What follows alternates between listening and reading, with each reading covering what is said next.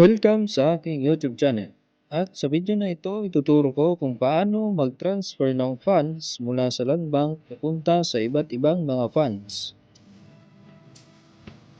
Una, mag-login muna tayo sa Land Bank app natin at ipindot natin yung fund transfer sa ibaba. Click din natin yung fund transfer sa itaas.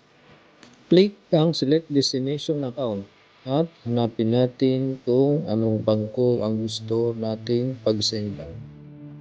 Para sa akin, GCash ako magsisend. Ilagay natin yung account number, ganon din yung account name natin or receiver name. Parehas din ang gagawin pag sa ibang mga bank accounts ang pagsisendan.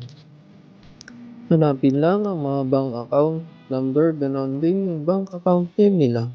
Pero siguro yung na tama ang ilalagay natin kasi mahirap na kung magkamali. Click lang natin ang proceed. I-type natin kung ilan ang amount na i-send natin. Then after that, select transfer channel. Ang pipiliin ko ay ang StaPay kasi mas mabilis siyang mag-send kaysa sa PesoNet. Kailangan mo pa kasing antayin ng ilang oras bago maging successful. I-click mo lang yung checkbox. Ganon din yung confirm na button.